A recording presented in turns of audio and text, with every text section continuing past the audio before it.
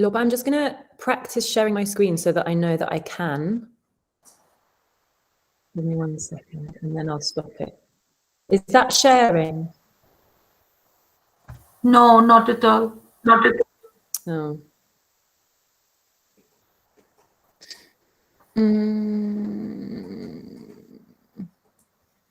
So you can't see.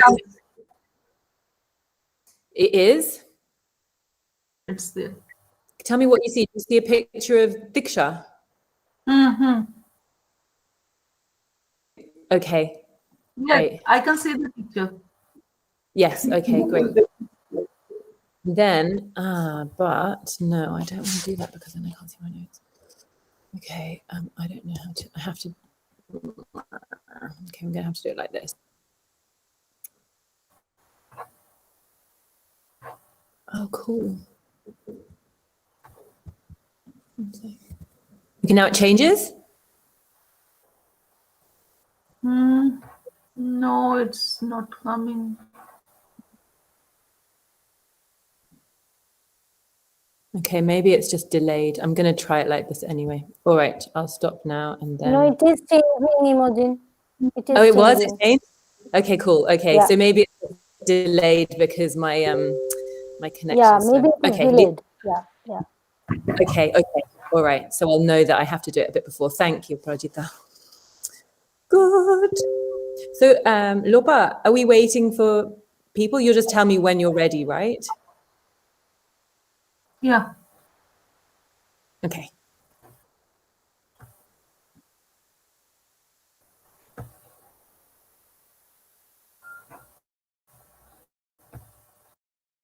Inaudible.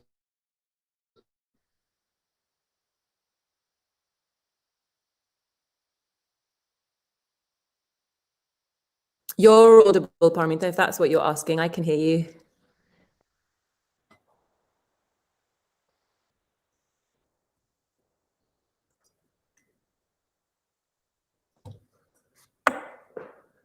I can see you now too.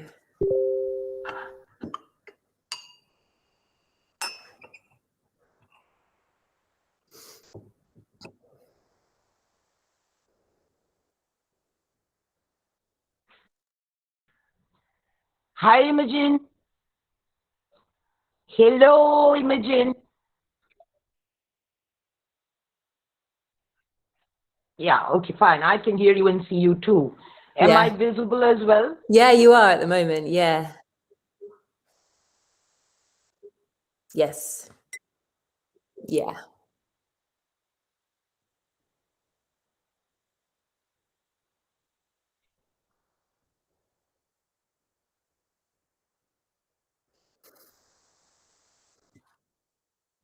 It seems like we've got quite a large delay. That's normal. And Imogen, are we both audible and visible? Please respond.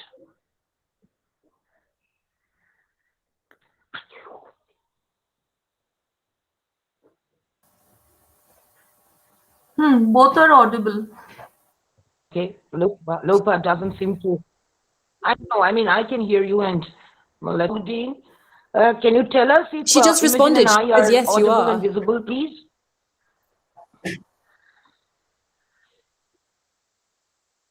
Yes, you both are. We are 2 minutes into. Both of you are audible. 16:32. We'll start in another 5 minutes, I guess.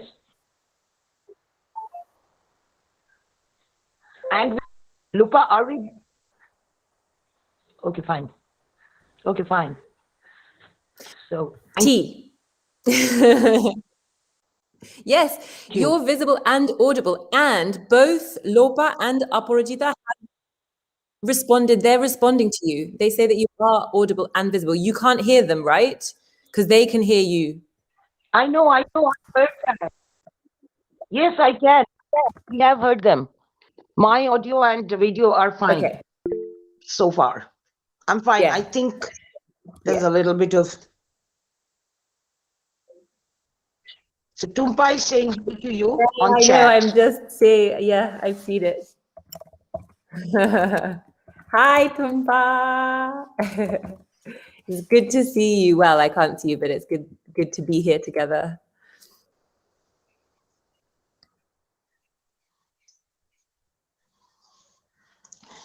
I think we'll wait for another 2 minutes and then start. That's or fine. What? Wait What for do you people to come. suggest?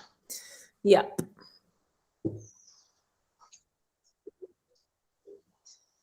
Yeah, normally it takes Yeah. 5-7 minutes. And also network. And when you wrote to me Yeah. that you had awful network yesterday, so there was a vicarious pleasure because I was thinking, okay, fine, Yeah. it's not just Kolkata or India, it's UK too. To be honest, where I am at the Badly. moment, I'm in the middle of the countryside. I'm in the middle of nowhere. I'll show you how in the depths of the countryside we are. And so this is where I am. So if I was in the city, the connection might be better, but I'm in the middle of the countryside, so that's why the connection is particularly bad here.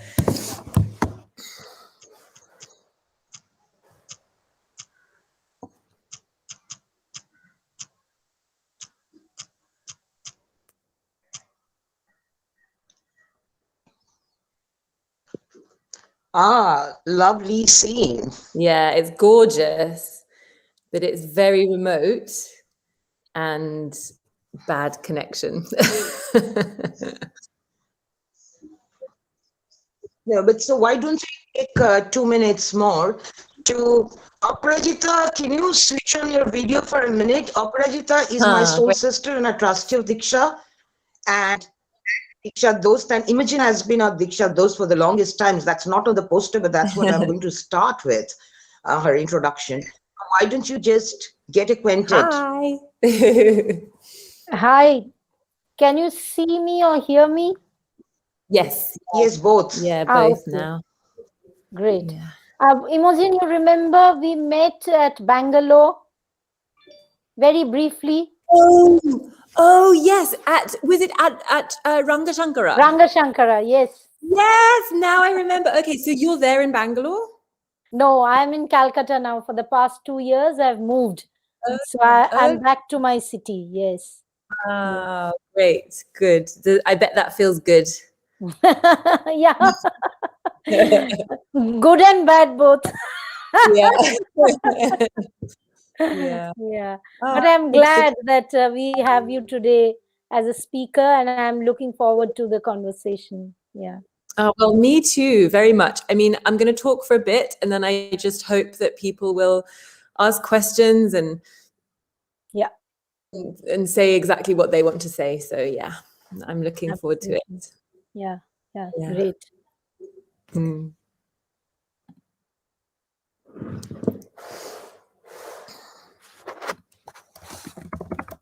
Look, I think it's 16:37 by my clock.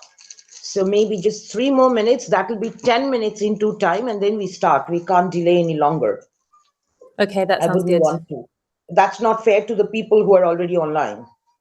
Yeah. So, true. Are you drinking coffee? Tea. It's actually. I'm drinking coffee. And I wish we could call it conversations over coffee. Yeah, true. Yeah, it's some rooibos tea. It's from South Africa, and it's naturally no caffeine. It's just very refreshing. Oh, good. Yeah. Lupa, is there anyone else particularly expected to join, or can we start?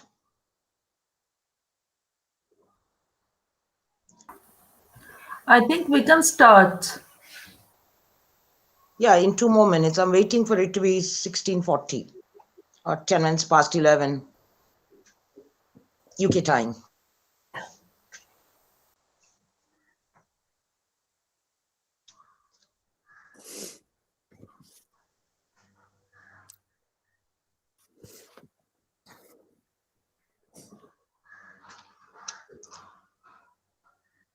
Okay. I'm a little disappointed, to be honest. I was expecting more audience, because we have had a lot more response to our earlier conversations. So maybe it's the first month of the year and too many things are happening. You know something? There's a disturbing thought that I want to share before we start because it's very relevant. You know, we've had a judgment by the Maharashtra High Court, the Bombay High Court, on sexual offenses against children. We have a law, protection of children against sexual offenses. And the Bombay High Court has ruled, this is the language of the judgment. Listen to me carefully. All of you, listen to me carefully. Pressing breasts without disrobing does not qualify as a sexual offense under the POCSO Act. Without skin-to-skin contact, it cannot be called sexual assault. You know, I'm so disturbed since reading it. I mean, good thing is NCPR, the National Commission for the Protection of Child Rights, they have written a very strong letter to the Maharashtra High Court. Think of this, and I was outraged because I was thinking, who the hell are you to know how it feels to have your breast pressed at 12, 13, 14 in a public transport, at a subway, without disrobing? How offensive that is. How do you know what to say, whether it constitutes sexual offense or not? That's been a highly disturbing recent event. It happened on the 24th, the judgment. Yeah. So I'll probably bring that in. That's why I wanted you to listen to it also earlier. Okay, thank you for letting me know. Yeah. It makes me think about one time when I was assaulted on the street in Bombay, actually, and a guy came up behind me without me noticing. I know, I remember. Did you? Did I tell you? And it's like in my like almost inside me, you know, and I had my clothes on, but what makes that, like, how can you say that's not assault? It's really, they don't understand. They don't have a clue, do they? They don't want to. It's very I think they don't want to understand. Basically, they're looking for ways of allowing this kind of offenses to happen rather than stopping it. So anyway, I think we will start with that. Okay.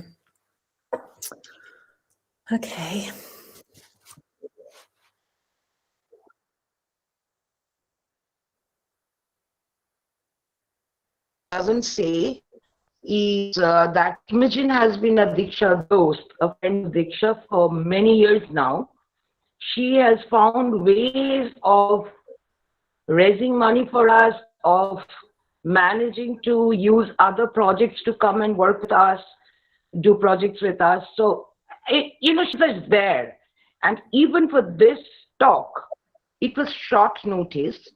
It just struck us that January is already on us and we're almost through January, and we promised a critical conversation in January. So we just picked it up like that. The 27th is a good date. Imogen, can we have you on the 27th, please? And we agreed. So I'm really very grateful to you. Thank you, Imogen, for agreeing. And we hope to have more conversations, and we hope to see you again whenever we are COVID ready. I don't know if we will ever be COVID free. So with that, now Imogen is an actress by training from the Royal Academy of Dramatic Arts, but she's much more than just a theatre person. Theatre person is her core, but with that personhood, she's a corporate trainer, she's an activist, she wears many hats, and she wears all them successfully. With a lot of impact is what I want to say. The topic for this discussion draws from one of her plays that she developed on her own sexual assault as a form of healing, which is called The Foreign Body, which she has since then taken to many countries, many groups, and worked with survivors of sexual assault at whatever age, minor, major, to using theatre as a means of healing, as a means of disclosure, healing. So that's our topic for discussion today. And with And you can post your questions on the chat box. We will direct them to Imogen, or else we will have time for discussions and questions and answers later also. So you can also hold on. The choice is yours. Thank you very much. Thank you everyone for joining in. Over to you, Imogen. Thank you for your warm welcome. It's always good to see you. It's always good to be here. So I'm going to a bit, first of all, about how I came to know DIKSHA and the work that I've done the choice is yours. with you. Thank you very much. Thank you everyone for joining in. I will also go on to talk about Foreign Body, the play that I made, and then projects since that I returned to for last year. Well, now. So I hope you can see the pictures. So I first came to DIKSHA. Sorry, say again. We can see the picture. Okay, great. Good. We can see the picture. Good. Okay, thanks. So I first came to DIKSHA in 2004. There was an introduction from a dear mutual friend of Paramita and mine called Maya, who introduced us, thinking that I could bring something good to DIKSHA and inspire with my theatre, and that I could learn also a lot from you and the kinds of work that you're doing. So I first arrived and I met this amazing group of young people. Hopefully you can recognize some of them. And we came in and Paramita introduced me to the group. And she asked them, so what do you want to do? What kind of performance do you want to make? And they said, oh, they'll make a play about trafficking. And then Paramita said to me, let's go and have a cup of tea. And I was like, but why? I'm here to do the work. I'm supposed to be, I've come here and I'm supposed to be working with the young people. I didn't understand. So off we went and we had a cup of tea. And we came back again. And by the time we returned, they had prepared 8 short pieces all about trafficking.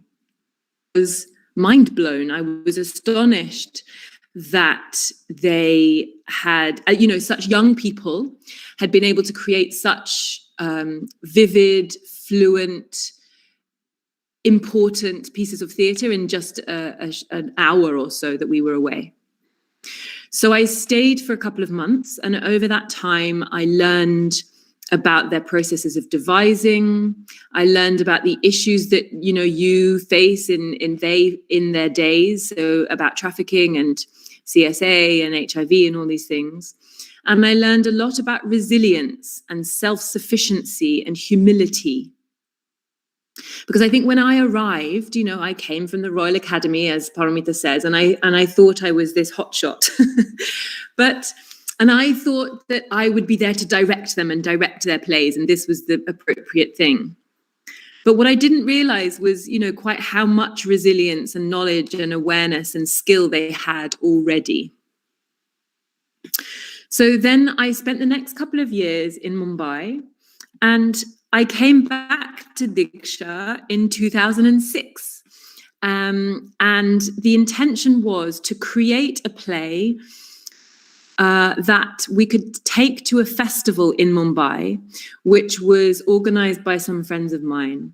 And about violence, public and private, that was the theme. And so I came back to DIKSHA and I said, listen, we can take a play there. And again, what would you like to create a play about? And they said they wanted to create a play about trafficking. So they devised the story. And we spent, I think, about a month preparing it. And then these are rehearsal images of that play.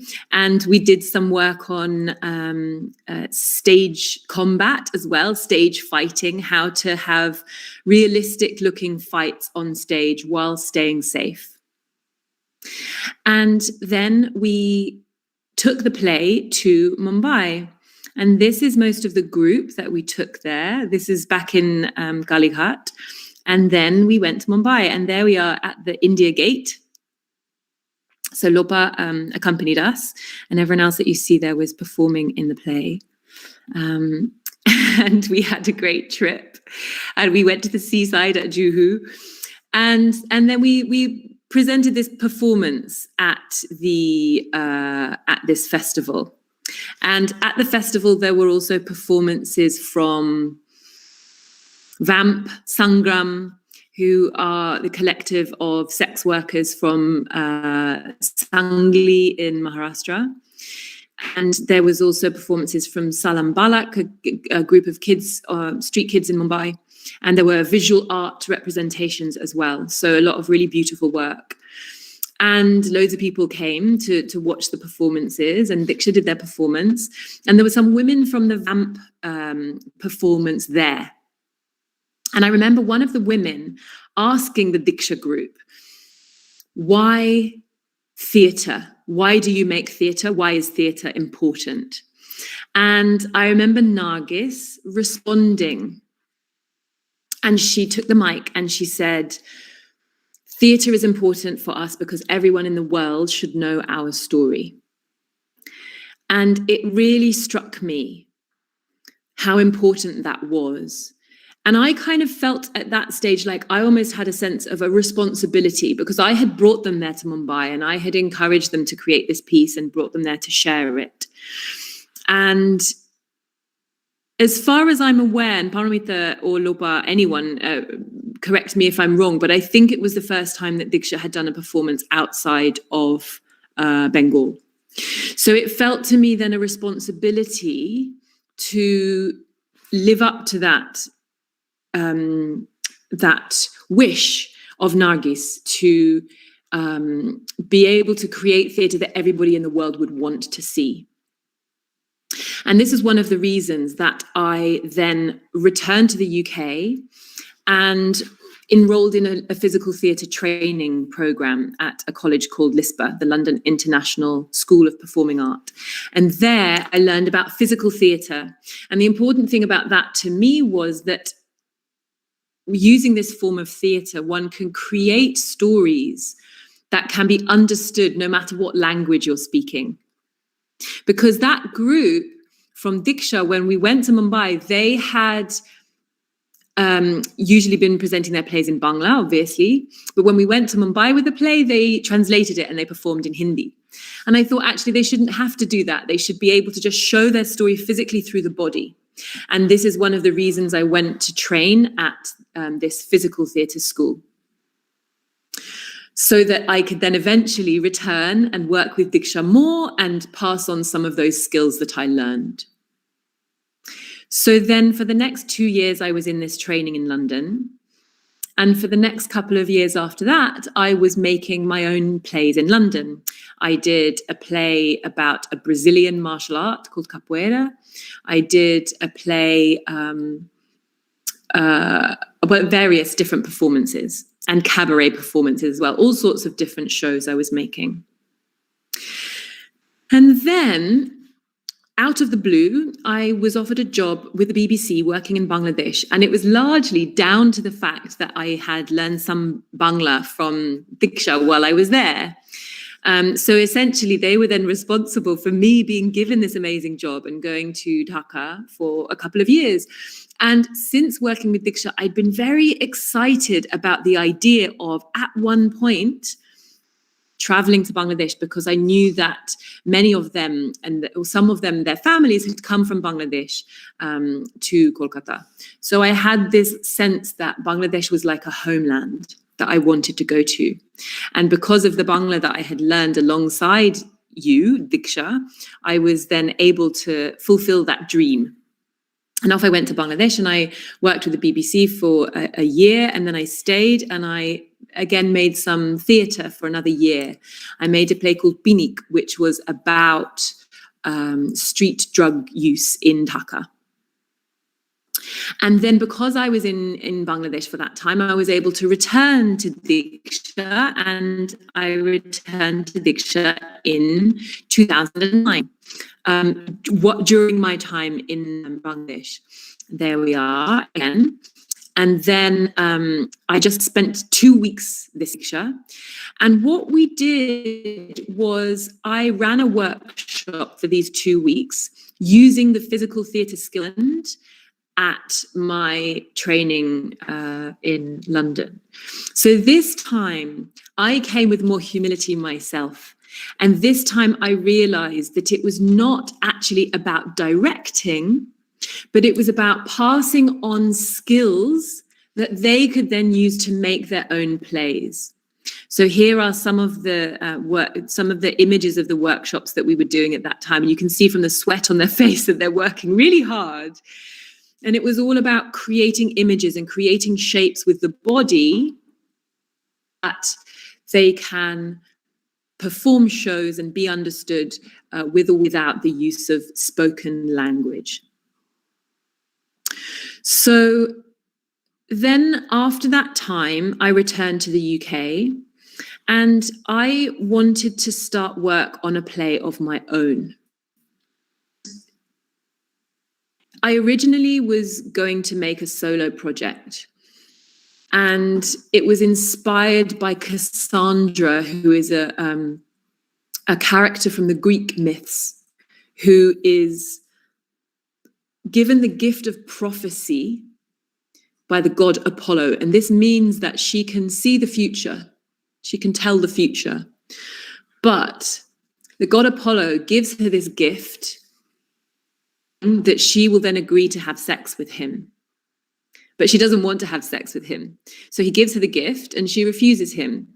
And so he can't take the gift back, but he decides to curse her so that she can see the future, but no one will ever believe what she has said. So it was a play about not being believed, about our voices being denied, and a play about being abused sexually. So at this point, I had no awareness of my own story of sexual violence. But at this time, I was also in therapy. And while I was in therapy, my story about sexual violence became clear to me. Being in therapy helped me to uncover the fact that I had been assaulted 5 times by 5 different men over 10 years previously. And when I say assaulted, I'm talking about,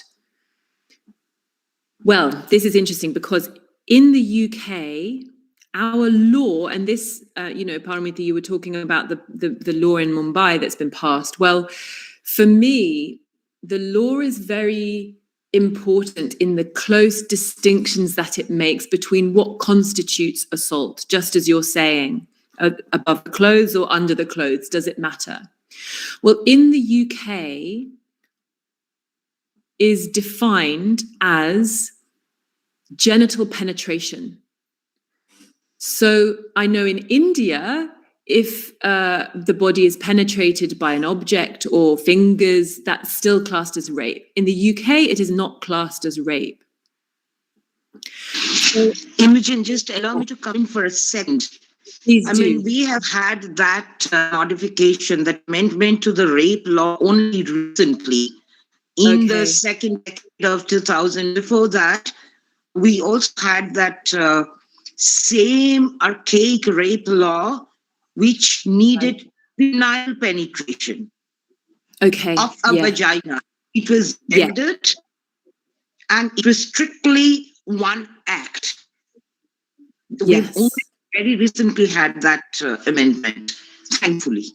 We still don't have vital rape. We've had that amendment. Thanks. Back to you. Yeah, so in the UK, it's still not classed as rape, any other act apart from what you're saying, penile penetration.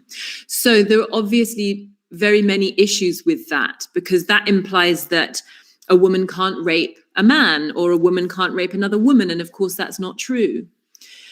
It also implies that, any penetration of the body by other objects or other parts of the body doesn't count. So when I say I've been assaulted because of the UK law, although in fact those 5 incidents, according to Indian law, would be classed as rape. So that's an important distinction, I think, to make. So I had been raped 5 times by 5 different men over a course of several years. But because of the way that rape is generally talked about in the media, I had not either realized or allowed myself to believe that those were rape. I had thought of it as just something that happens. Because I think very often in the media, what is talked of as rape is, if someone is physically beaten and raped, whereas actually there needs to be no more violence than the violation itself to classify as rape.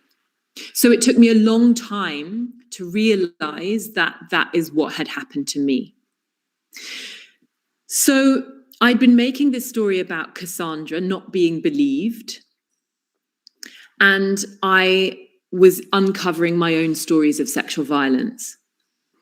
And the director of my play and myself decided that the most effective form of physical theatre, of political theatre, actually, is to tell true stories, because nobody can deny that.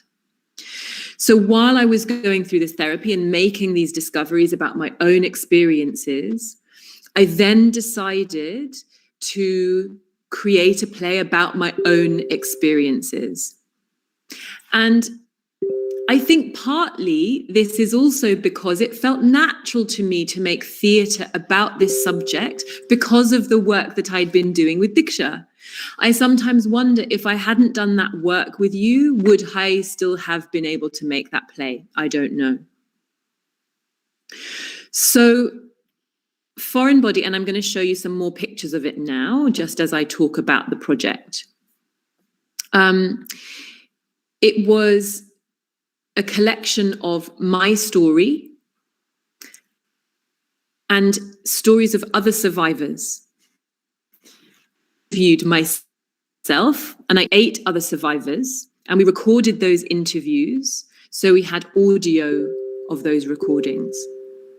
And then I edited them together to create a soundtrack. And then we used that soundtrack as the story. And on stage, I was actually only moving. I never spoke. So there was something about the voices relating the stories of sexual violence being disembodied.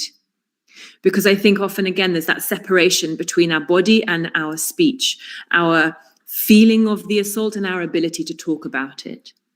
And in the play, as you see here, I had this chair, and the chair was attached to me throughout the play, whether I was holding it up or whether I was sitting on it or whether I was struggling underneath the weight of it.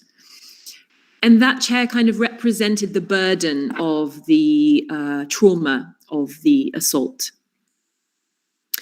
And what was, so yes, I interviewed people and used those interviews as the soundtrack to the play. And then me and the director created a sequence of movements to represent the story. It was a story about healing, largely. Well, it was a story about being in denial of what had happened to me, of the consequences of that denial. It was a story about learning, discovering those assaults, the impact they had made on me and on the other women who I had been interviewing. And it was about healing, overcoming. So by this point, as you see, I'm no longer stuck to the chair. I'm no longer carrying the chair. I found freedom from that burden, which happens later on in the play. There were also these mirrors around me, as you see there. So representing other women and representing the reflection of the stories that I was hearing from other women, other survivors, that enabled me to see my story.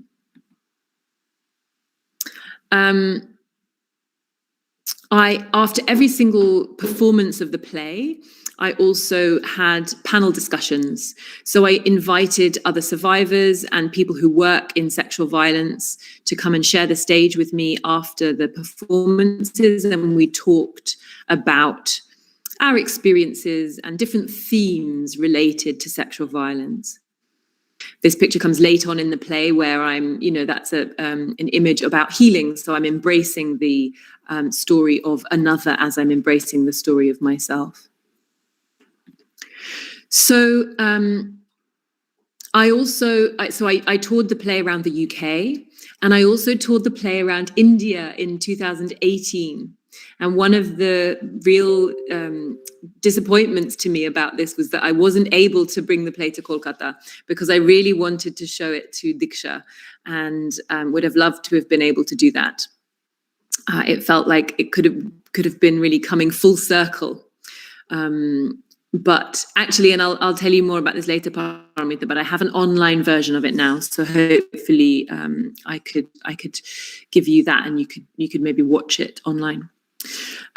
So what's very important to me to say about this whole process is that it was the healing process that I was engaged in outside making the play that enabled me to be safe to make this play, to perform this play, to share my story over and over again. I think using theatre in this way can be healing, but only when we are safe, first and foremost, ourselves. So I was undertaking a lot of complementary healing outside of the play. And that was vital to me, because I think without that, I would not have had the strength, the resilience to be able to go on performing this day after day, month after month. I undertook various layers of healing, and I think this is really important as well. Psychological and emotional healing through being in talking therapy, physical healing through body work, processing it through my body, partly through movement and partly through having someone work with my body to help me rid my body of that trauma. Sexual healing throughout therapies, throughout being in held spaces where I was allowed to explore my body once again. Relational healing, being in community with other survivors, learning from them about their healing processes, being able to support one another, recognizing one another. And spiritual healing through Reiki and various other, meditation and practices which enable me to connect with a sense of good in the world, despite all the harm that's there. So it was only because I was engaging in all of these therapies that I felt strong enough to be performing my play, to be sharing my story on stage with strangers and people I knew, to be holding the discussions afterwards. Only because I was doing that work was it safe for me. And therefore, was it safe for my audience. I had seen a performance of a play a few years before I started making mine, which was about sexual violence.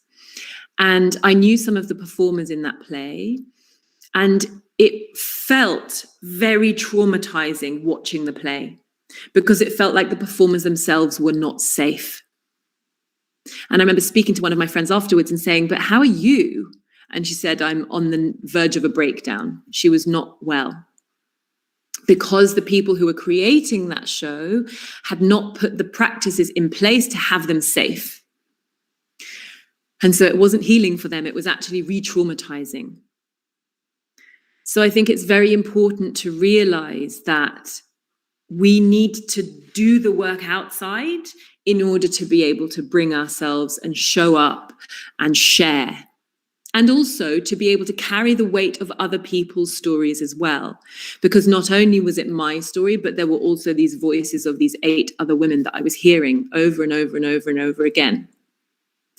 But another thing about this play was that, as I've said, it was a very physical performance, and it went through that journey from being in denial, through reliving the symptoms of that denial, through healing. Every night I was working my body through that healing process again, working through the rage, working through the anger, coming back into connection with my body.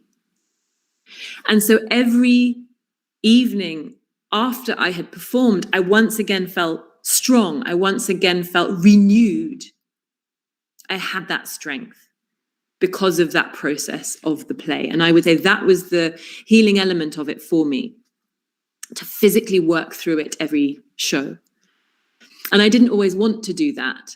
Very often before the show, I would feel physically exhausted and drained, like I just couldn't get myself to do it again. But I would do it. And by the end, I felt strong again and I felt transformed. The other element that was very healing for me was that through doing this play, I met a lot of other survivors. So that was that thing about relational healing and creating community and understanding other people and having them there to support me. So now, and I'm talking about all of this, it's all of my experiences of assault are quite a long way in the past. And making this play even is quite a few years behind me now. But still, I get triggers. Still, I find myself re-traumatized. But I have a collection of practices that serve me for my healing. And I have a community of people that I can call up and say, I'm not feeling okay, and they can help me. It's very important to have those people that we can share our experiences with. Imogen, I just want to come in here for a moment. Actually, two very important things that you've mentioned, I want to underline them. Number one thing you mentioned is that almost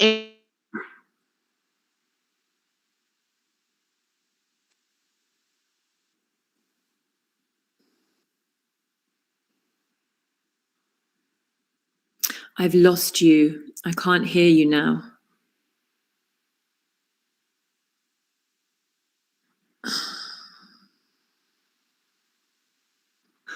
I think you've frozen. So maybe I'll just continue speaking, and then let me continue speaking, and then when Paramita comes back again, then we can continue that conversation. Or maybe Paramita, if you can see the chat, maybe you can put your questions in the chat.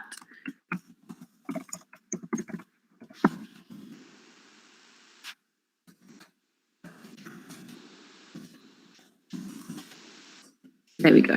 Okay. So let me continue for now, and then she's dropped off. Yeah. So I'll continue, and then hopefully she'll come back in and we can take those comments or questions.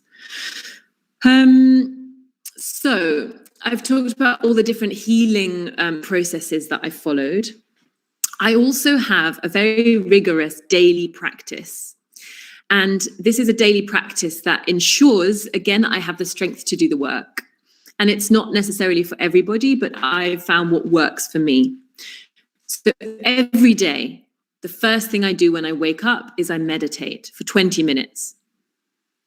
And the next thing I do is I write in my notebook 3 pages. The next thing I do, usually might have some breakfast, have some tea, and then I rant for 5 minutes. And that means I stand still in one place and I talk and I just say whatever I need to say. Sometimes it's anger, sometimes it's gratitude, sometimes it's any number of different things. And the next thing I do is I play some music and I move or dance or stretch or just move my body for 7 minutes. 7 minutes because my age is 43. So I'm adding those two numbers together for the number of minutes. You can choose a number of minutes that works for you, but every day move my body. So whatever I'm feeling, I process it through my body. And then finally, after that, I write a poem. So I'm writing down everything that I have felt or processed into a structure. And that enables me to be then clear and free of any of the junk that I'm carrying. So then I can take myself to my page if I'm writing, or the rehearsal if I'm creating, already knowing that I've processed a lot of what I need to process. Paramita, do you want to try again? Or else, if it's not working for you, maybe you can say what you were going to say in the chat, and then I'll respond to it when I've seen it. Okay, I'll continue. So let me try and come in maybe my video because it just went off.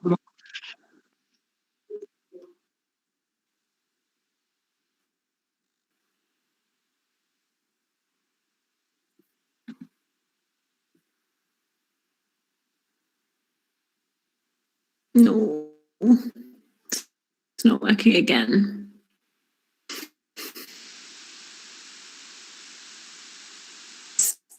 Try putting it in the chat. I think that's going to be the easiest thing, and then I'll respond to it.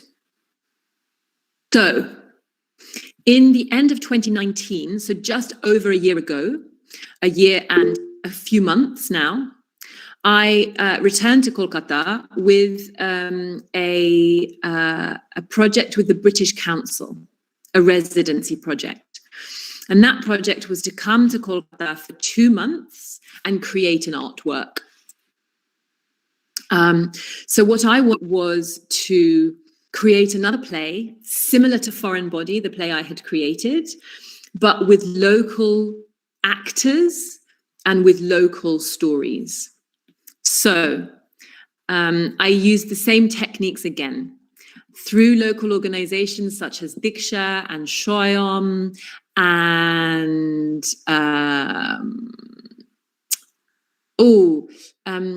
the dance, Shongved, Kolkata Shongved.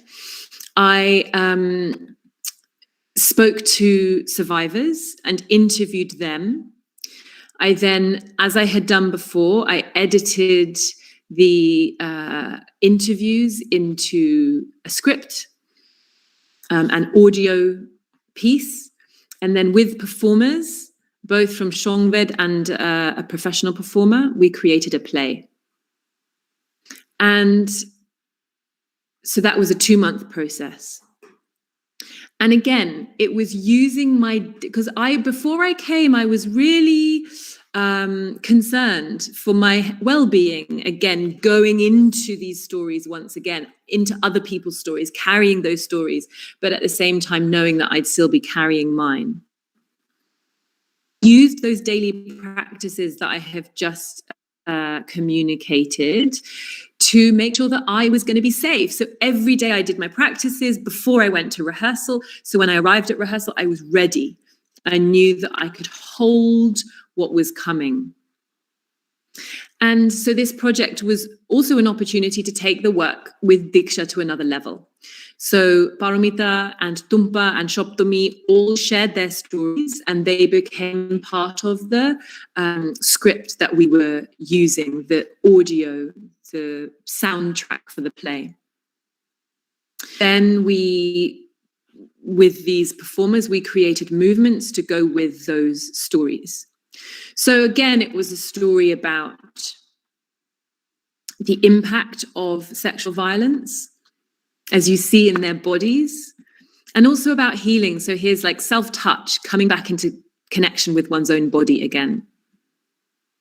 Community, working together to find strength to move forward. Silencing, not being able to speak about one's stories. Also the physical pain of being, living with these stories. Unity.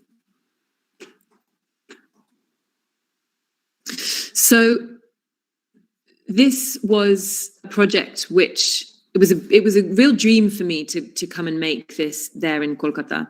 And I have a hope, another vision that I will make more plays like this in different countries, because it feels like a very good technique. People use those interviews as audio and then create performances to that.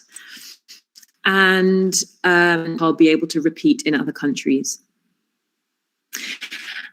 I'm hoping soon also to have an online audio version of the play, this play, which was called Shashi Tushul. So I'm hoping that I'll be able to share that with you, but at some point as well. So now I am writing a memoir, so a book about my experiences of healing after sexual violence. And the question at the heart is really, how can I heal from sexual violence when I live in a world that is not safe for women? For me personally, but also for other women as well, because I think, one of the things that is very triggering and traumatizing for me, and I think for a lot of us, is the fact sexual violence is so common all over the world. And whenever I hear another story of a woman being raped or abused, it affects me. So how is it possible for me to heal when this is something that's going on? And I'm going to explore that question, experiences, through my journey of finally recognizing that I had been raped and coming to terms with those experiences through all the healing that I've explained to you, and through my use of art and theatre to explore those experiences. I plan to have panel discussions to share more stories of more survivors alongside me when the book is completed. And of course, I'm still really hoping that I will be able to return to DIKSHA whenever I can. I'll come back and hopefully be able to do more work together. And who knows, maybe the next thing we do together might be about writing, because I'll have a bit more experience by that point.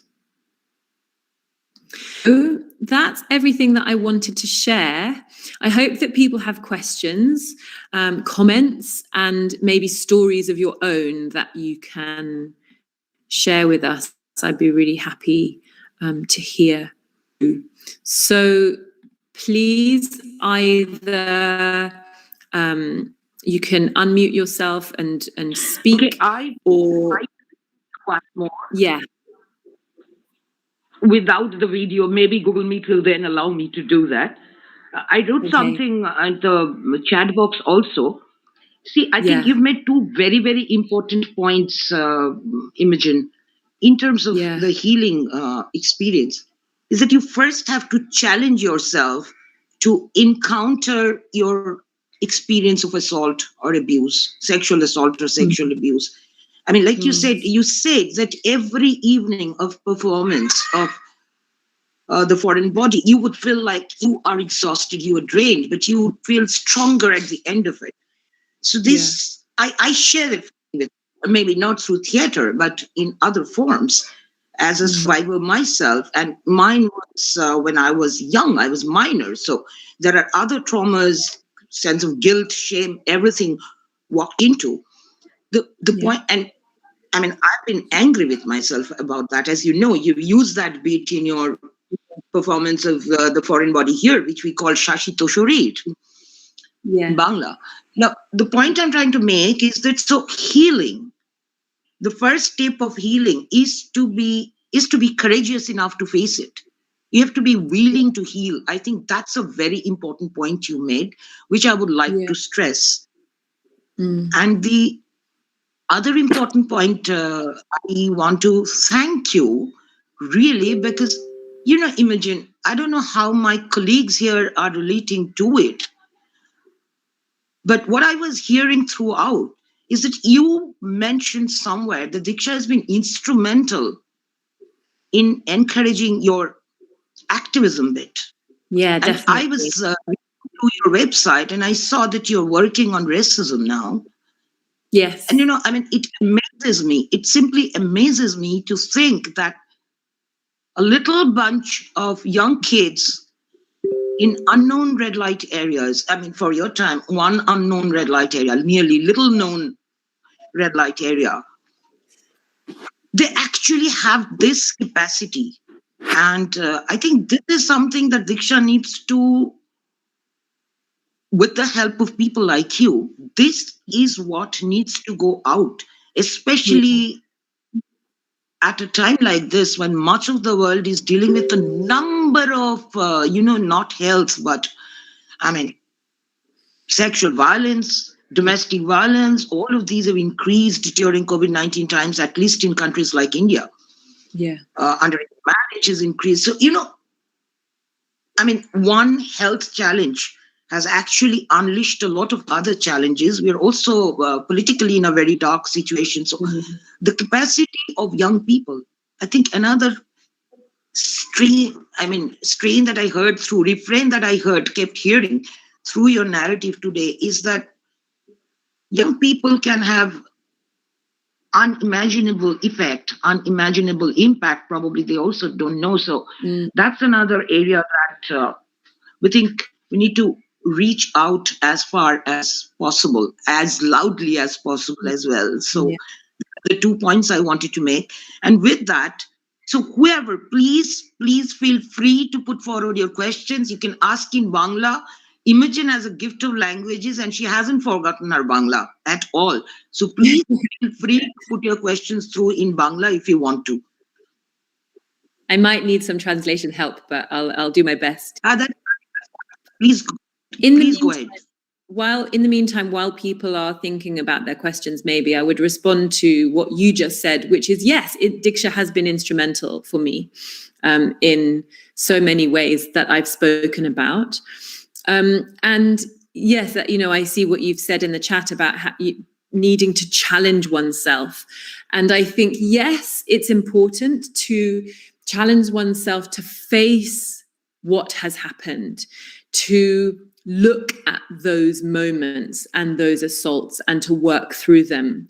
But I've had, as I said, all of that professional help. I've had therapists and physical therapists and so much support from the people around me. So I would say it's important to do that under the right conditions. So yeah, please. I want to invite one particular person. Natasha, if you're still around, you are probably hearing about DIKSHA, much about DIKSHA. You're hearing for the first time, and definitely Imogen. So why don't you come up with your questions, whatever questions are there in your mind? Natasha, have I reached you? Good evening, Mamani. Good evening, Imogen, and good evening, everyone. Actually, I was working and I remembered I had set an alarm for this. I did not know that I will be getting inside, and I am really surprised to see only these many number of people. I was like 431. Maybe I might not be getting in. Google has limited its number of people depending on the account. Since I don't think it's a corporate account, so it can go till 200. So I was like 431. It's 431. I'm sure I'm not getting in. But we too are very surprised because this is the first time this has happened. I don't know why, but we will make the YouTube video viral. Trust me. I will help you out. Trust me. Yeah, please do. But go ahead. Correct me if I'm incorrect about your name's pronunciation, because I am very particular about mine. Pronounce my name. Is that the correct way? That's correct. Yeah, thank you. Okay. And bodybuilding being filmed? Yes. So I want to watch it. Okay. Yes, I have only just recently received the final edited version, and so yes, I will send. I think the best thing. Please share the link. Yeah, I will have it sent to Natasha. Yeah, I'll send the link to you. And yeah, that's the best way to do it. And then hopefully you can share it around as well, because it would be great to. You remember I was actually in UK. I was in London when you were rehearsing for it, and I left a few days before the show, so I missed it. Yeah, it's such a shame. But yeah, so if I send Paramita the link, then hopefully she can send it to you, Natasha, and then hopefully you can maybe share it around as well. That would be great. And through Natasha and through others, much more. Yes, I think it's a very important work. So, Yeah, as Thank far you. as I can remember, Imogen, actually, Paramita Banerjee, I'm really sorry, Mamuni, তোমার নাম এইভাবে নিচ্ছি. She is my that's okay. mother's That's okay. childhood Carry friend. on. Okay. That's why I called her Mamuni. It's like mother. It's like a mother. Yeah. I could never imagine to take her name just like that. That is It's so. fine. And As far as I can remember, I'm part of Sappho as well. I seriously don't understand about this. Need to like, why do we need to ask for our right? yeah. Like, it is mine. And trust, I just got like after Mamuni said I'm going to address her as Mamuni. I can never call her Paramita Mashi. She'll kill me. After hearing it from her that it's a lady who has given out that verdict, Mamuni, the thing that you were saying about if it is over the if it is over the Yeah, I clothes, know. That's even more by painful. like seriously, there is a thing. I think not just in our country, everywhere, women are their own enemies. Like this is something I feel because if, like, for example, like I am pretty heavily built, I would say, and I'm sure when I walk down if there are five ladies and five men, I might be looking for something that is sexually attractive, and five women, they are trying to, like, pull me down by maybe calling names or maybe talk about my weight or whatever. So you can see in the comparison, men are trying to find something that is good in me, whereas same gender is not trying the same. Is I don't know why. Maybe I have no clue why, but this happens, and I feel terribly like I feel helpless sometimes. So, and as far as asking for rights, it is like, be it for a female, be it for a male, be it for whatever sexual orientation as well. Like this is a very suffocating thing for me sometimes. I sometimes feel that what is the need of an orientation? You need to understand yourself. You need to, you know, be in touch with your inner self. And then your orientation comes, and then your everything is going to come down slowly, one thing at a time. I seriously want to watch it, and please do give it to Mamoni. She will pass it on to me, Yeah. and I'll make sure that it goes to my university. I am from Jadavpur University, Ah, nice. Okay. so I'm sure it's going to go to that alumni list. Yeah. I'll try my level best to get it into Sappho as well. So that is what I'm saying. I'll try my level best to make it viral, so that many more women as courageous as you are. Trust me, it takes a lot of courage to that this has happened to me. Because that you are afraid. It is also because of the idea of being judged, being taught about something or the other is more, a thing to be afraid of than being, just sharing emotions or sharing the happened. So that is why something I am looking forward to watch it, so that maybe someday even I can contribute in some or the other way. I have told this to Mamoni as well, that I do not look myself as a 9 to 5 person, a person who's working from 9 a.m. to 5 p.m.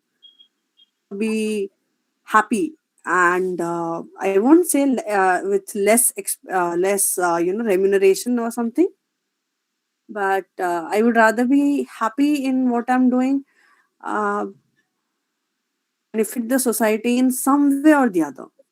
Imogen, is she there or has she left? So I think Imogen just got disconnected. Her network problem finally surfaced. No, but while we are waiting for her to join back, I want to say something to you, Niku. Of course, spread it to your university, but I know you're working with young people. And I actually want you to take it to the young people also. In May, when I can have a separate chat to about how you can do that. Now, Imogen is back, I think. So, Imogen, would you want to respond to Natasha? Yeah, sure. I'm really sorry, Mamoni. That this is why I don't like Bengalis pronouncing my name. She just now said Natasha. It's not Natasha. It's Natasha. Yeah. If only I got 1 paise for this, then now I would have been hard at least $10,000 because of my mother, who's a Bengali. Formal. That's my problem. I mean, it sounded like that because your pet name is what was coming to me, and I quickly changed it. So I'm sorry. No. Yeah. No, I'm really sorry. But okay, Imogen, for you to respond to Natasha. Hope I've got it right. Yeah. This time you're right. The only thing I wanted to say was that when you talk about women and the way women are with other women, and how that we sometimes are like even more degrading of each other, my response to that is that yes, it's still related to the patriarchy. And it's that women, when trying to maintain our places within the patriarchy, are forced to do anything in order to, maintain our position. And so what the patriarchy does is it narrows the possibilities for us. It narrows the opportunities for us. And so there are more women wanting to do fewer and fewer things that are available to us. And so we might necessarily try to fight one another to be the ones that are, allowed to take those positions. So we become competitive. And so we put one another down.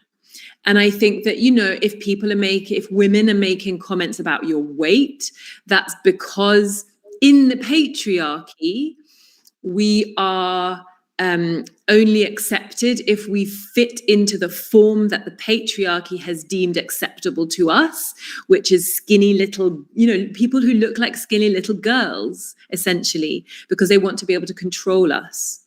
So I would say that, yes, women can be just as vicious, if not more so, to one another than men can. But I don't think it's an inherent thing. Oh no, Natasha has dropped off. But just to finish my point, I don't think it's an inherent thing between women that we are that way with each other. I think it's because of the societies that we live in and because of the patriarchal way in which they're run. Beautifully said, Imogen. Thank you so much. I just wanted to, quickly add on that the Supreme Court has put on hold the order of the Bombay High Court, saying that the judgment was unprecedented and is likely to set a dangerous precedent. So that judgment has been put on hold. And this bench was headed by Attorney General of India, who is K.K. Venugopal. So, yeah. Okay. Yeah. So that's some ray of hope. Is that just very recent, that news? It's recent, yeah. So Paramita mentioned about the Bombay High Court judgment, which was led by the lady judge. And now today, the Attorney General has actually put that on hold. And this is just like a couple of hours back. Okay. All right. Yeah. Well, I want to come back with two things. Number one, Imogen, I just want to add my voice to what you just said, that women too are carriers of patriarchal values and norms. And I do think, I just agree wholeheartedly with you that it's not like natural. It's all part of the construct that we live in, that women are often extremely hostile to each other. And it is like, I mean, even I use this exact same metaphor, that it's like putting one little bit of food between two starved animals. Yeah. That's how, that's why. And that's one part I just wanted to add my voice. And the other thing is that we have one young man. We've been talking about sexual assault of females by men.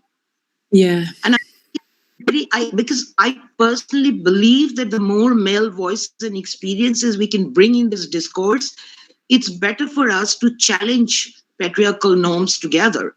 So now that we are on the topic of patriarchy, I'm very keen to hear Soham Pal's thoughts on this. Yeah, good point. And I would just say to back up what you're saying, that I really agree. And I speak mostly about assault of women because I'm a woman and that's my experience.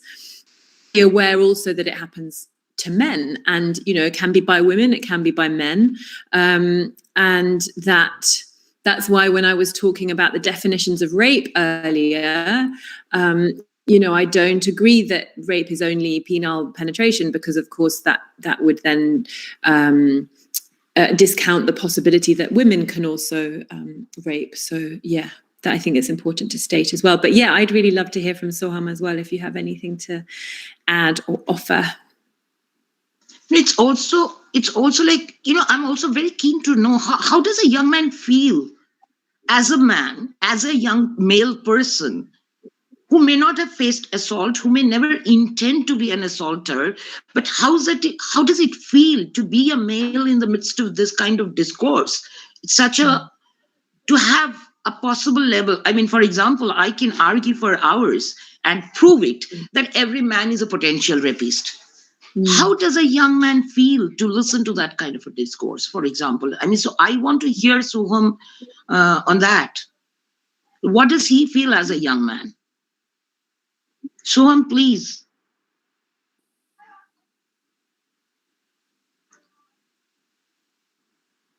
Maybe he's no longer with us.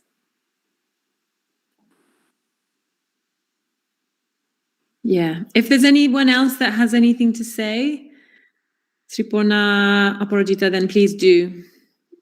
And Natasha, if there's anything else that you have as well. Sutopa, Sriporna, Aparajita, any of you? Anything to add? But I still expect Soham to speak. Maybe we can have a few more.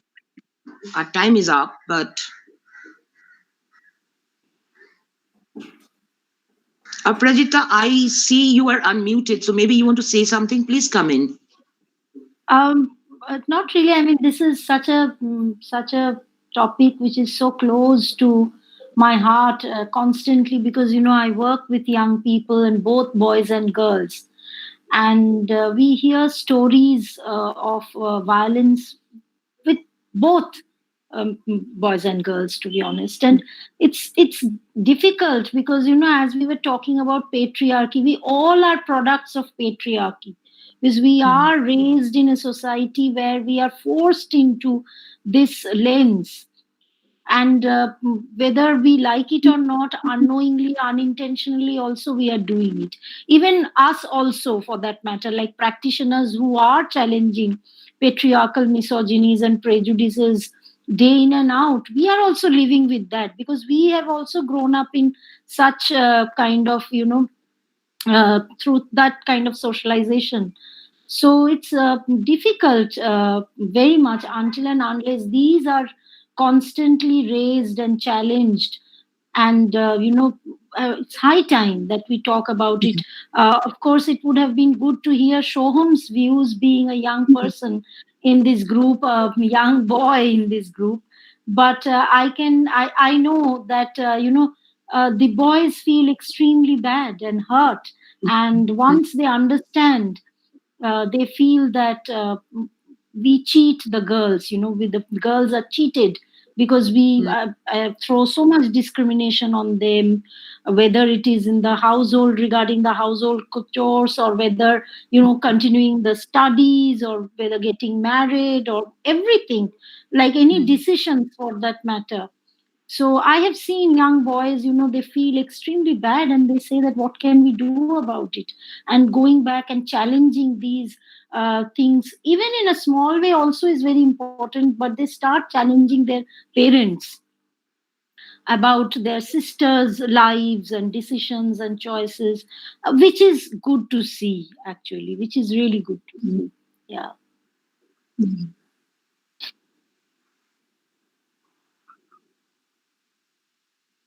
Well, thank you, Aparajita. Sriparna, do you have any question? Lopa, do you have any question? I'm still hoping to hear a line or two from Shoham, maybe.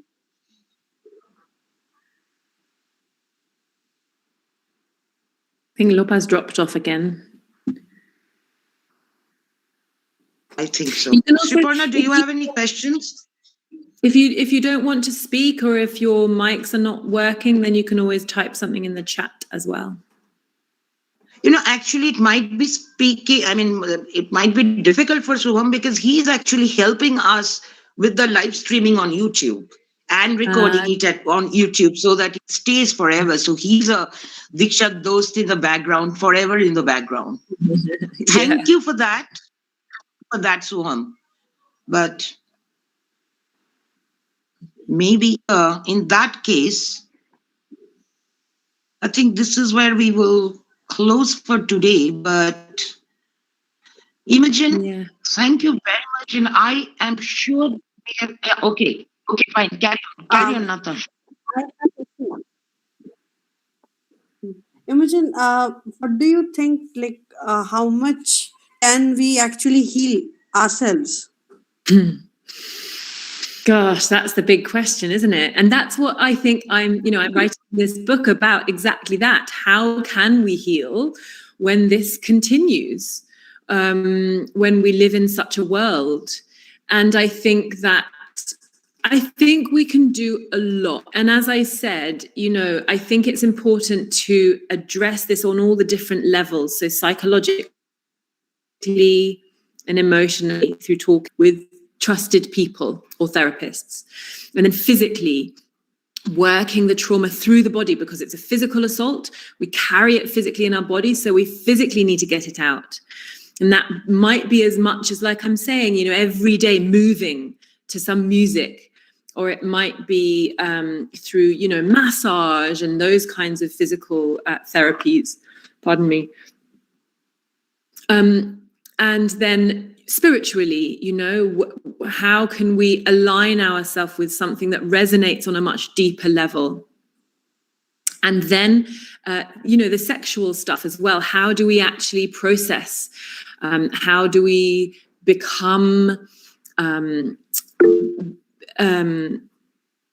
Okay, so Soham, feel free to chat if you have anything that you would like to say or share or ask. Please, it would be great, as they're saying, to hear your voice as well. Not hear it, obviously, but your words. So healing on all those levels. For me, what's really important to acknowledge, there's this big craze in the world now, and I don't know whether it's as predominant in India as it is in, the UK and America. I think it's kind of become a catchword there as well, from what I was hearing when I was there year before last, is this idea of self-care. Is self-care.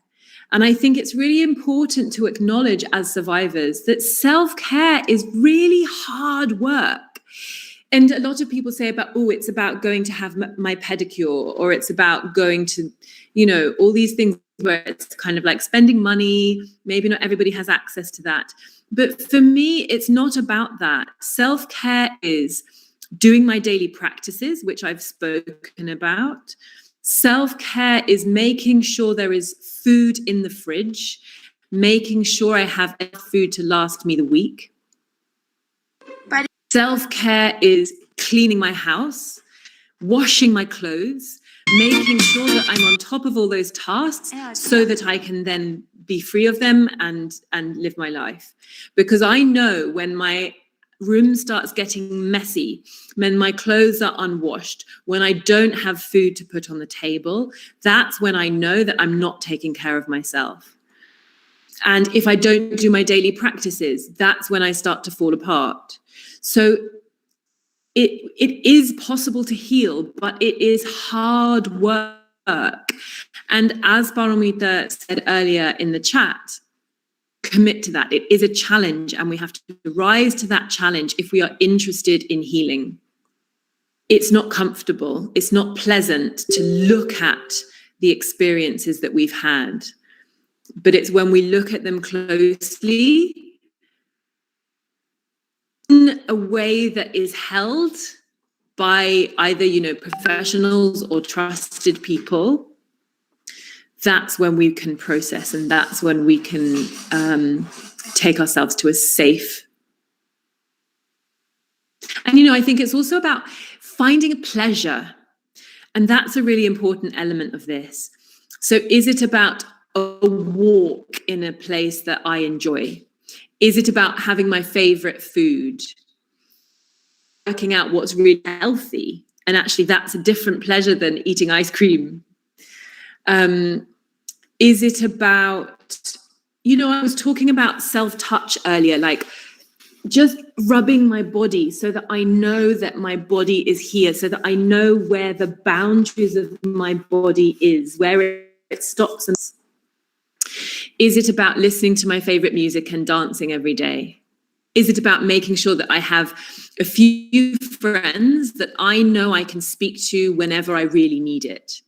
So, for example, when I came back to Kolkata end of the year before last, so just over a year ago, as I said, I was really nervous about that because it was walking into 2 months of just talking about sexual violence. And I knew it was going to be hard work for me. Daily practices. And I had 4 friends back here in the UK that are also survivors, or they're working with survivors. And every Sunday I had an appointment with one of them. So there was week 1, I had one person. Week 2, I had the other person. Week 3, I had the next person. Week 4, I had the other person. Just because I knew that if I needed to speak to them, I needed to know that somebody was there. And even if I didn't need to, it was just great to connect with my friends, with people who have had similar experiences. And so every week on a Sunday afternoon, I phoned them, I spoke to them. It helped to ground me. And also on my Sunday afternoons, I made sure I washed all my clothes. I went out and I got good food so that I knew that I was well resourced for the week ahead. Is possible, but it's not easy. It takes commitment, and it takes work on very many different levels. So we've got a chat from Soham. I'm just going to read it out. Whenever someone speaks of sexual assault, it is usually spoken about the female victims, but many times males are also victims of sexual assault. So if anything could be discussed about that. Yeah, I think that's really important, Soham, and thank you for bringing it up. And you're correct, and especially for myself in the way that I'm speaking today. Yes, I've been speaking predominantly about female survivors of sexual violence. And actually, it was through community as well of meeting survivors and working with other survivors that I met male survivors for the first time. And so now I have kind of made a commitment to myself, wherever possible, when making work, that I will also address male survivorship. Because although, yes, women survivors maybe are more common, like they say statistically, and it varies where you hear it, but that maybe 1 in 3 women are assaulted in their lifetimes and 1 in 10 men. So women might be assaulted more frequently. But what that means is there's more awareness about assault of women and girls. There's more resources available for women and girls. There's more support available for women and girls. So yes, I think it's very important that we make space for talking about male survivorship as well. And I appreciate you bringing that up, because I've spoken for most of this hour really on the theme of female survivorship. So I too am responsible for continuing that paradigm. And yes, it's important to break it. And yes, it's really important to be aware of male survivorship, that it's possible as well, and that hopefully more resources become available. Because, again, within patriarchy, I think it's very difficult for male survivors. I think now people might disagree with me here, but maybe it's even more difficult for male survivors to speak up about their abuse than it is for female survivors. Simply because, and I might be wrong, people might disagree with that, but I think because of patriarchy and because of the way that insists that men has to be strong, and because also of the stigma around homosexuality, specifically for men, I think that it can be harder to open up about that as well. Natasha says, survivor, I don't feel has a gender. It's really important to address both genders assault. Yeah, that's really true. And yes, survivorship in general can refer to both, but then I think there are some specific things for male survivors that we need to be aware of, such as what I've just said as well. I don't know specifically how it is there in Kolkata and India in general. So you might have different responses to that. And if anybody does, then please say. No, I do want to come in. For Shubham, Natasha, everyone else, and you, at DIKSHA, we do address sexual assault of male children also, as you know, Imogen. And yes, yeah. I would like to underline what you just said, that it is always more difficult, or not always is too strong, usually much more difficult for male children to even of their abuse, because of this whole issue of non-maleness. If you're abused, it's girls who get abused. So if you as a boy have been abused, then you're not a boy. That is a challenge, number one. Number two, patriarchy comes in here in another form also.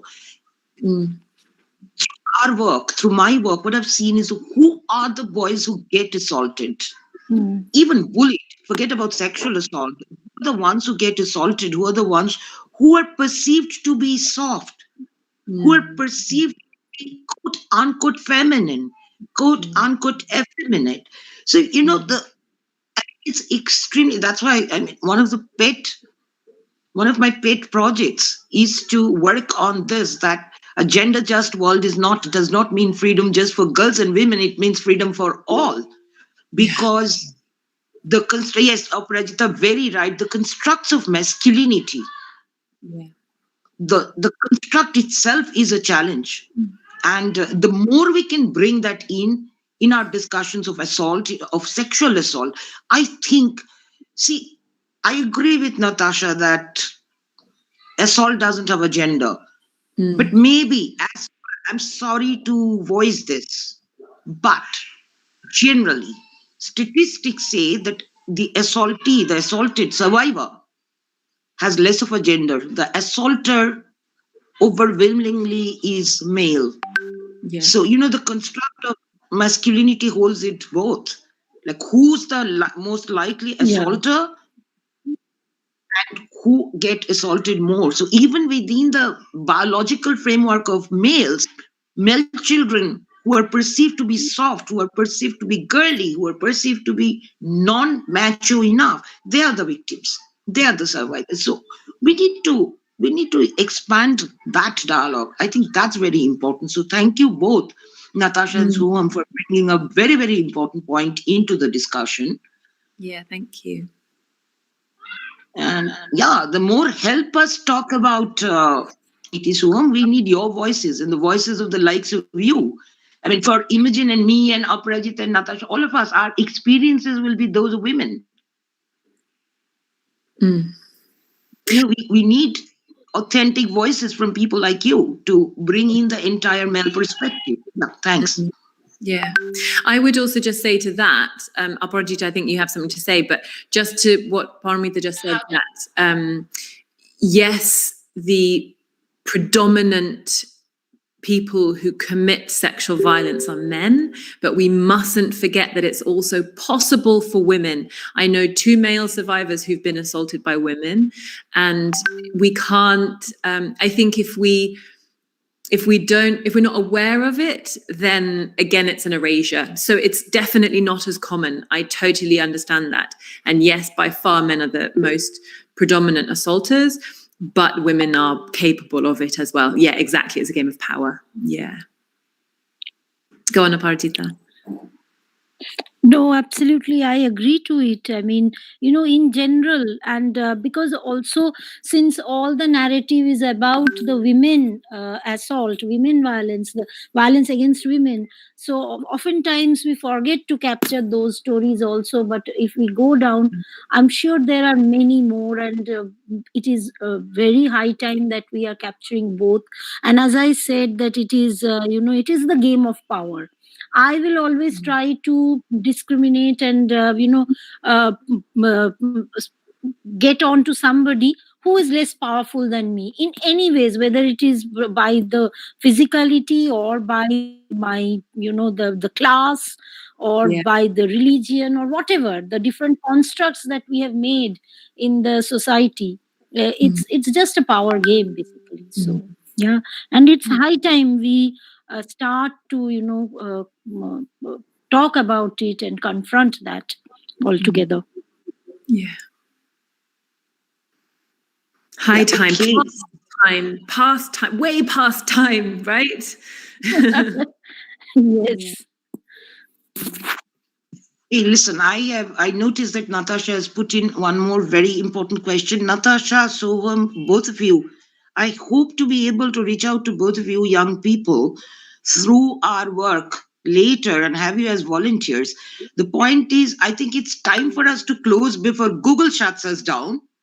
Because I want to thank Imogen from my heart, and I'll look forward to receiving the link to your online version of the foreign body. Yeah. And I just wanted to add one thing to everything about healing that you had said. Natasha and anyone else who wants to know about it. I'm a survivor myself, and I can tell you that my healing, it's probably never a complete process. For me, it's an ongoing process.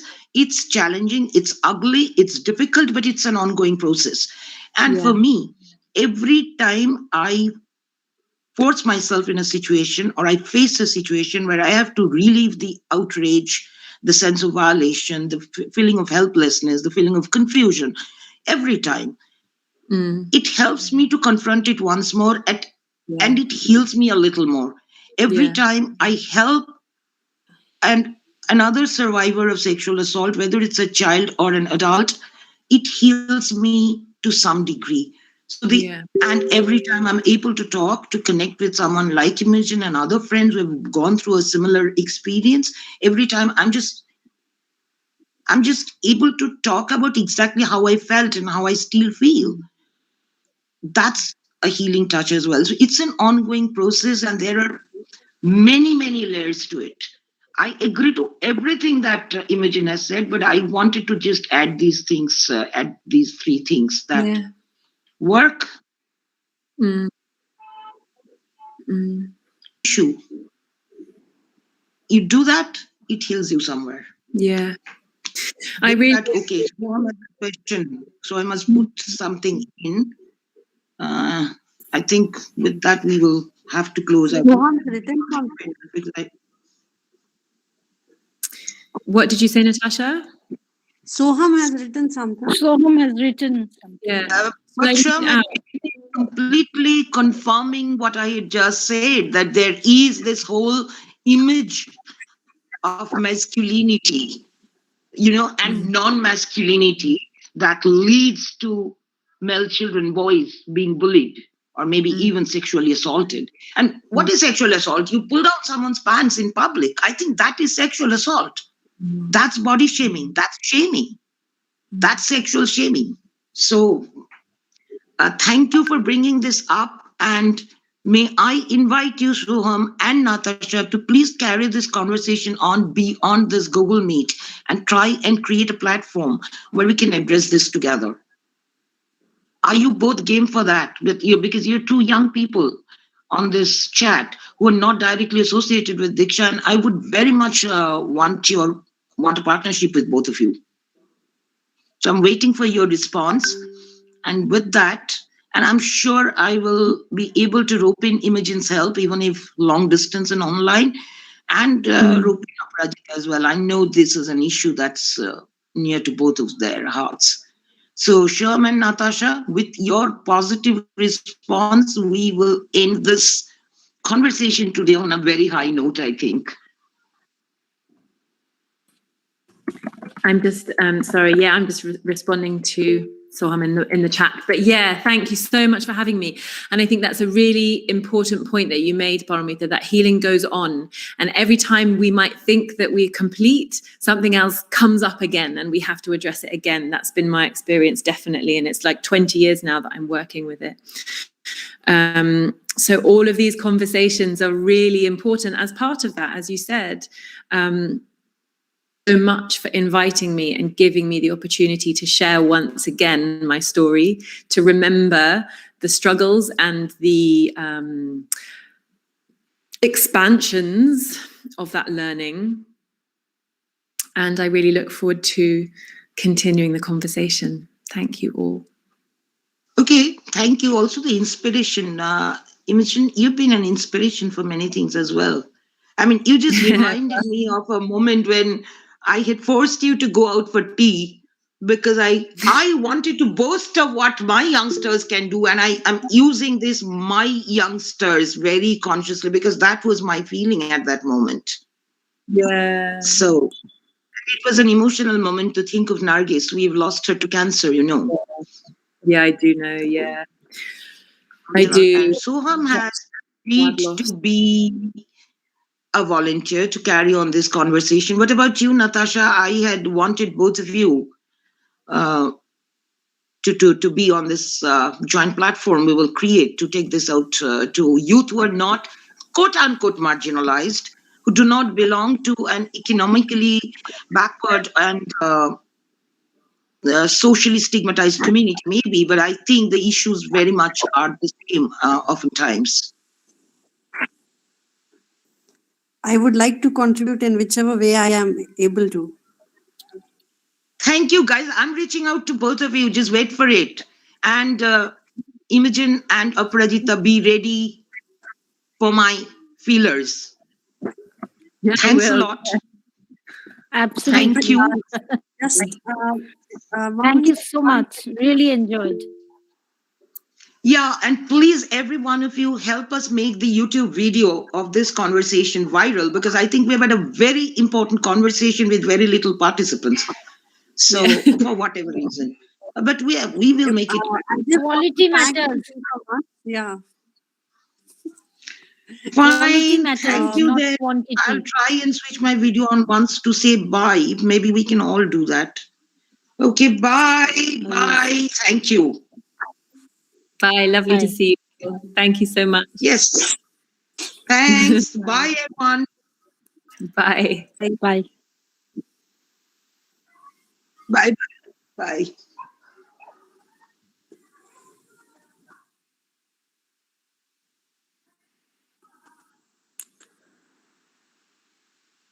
Lovely to see you. Thank you so much. Yes.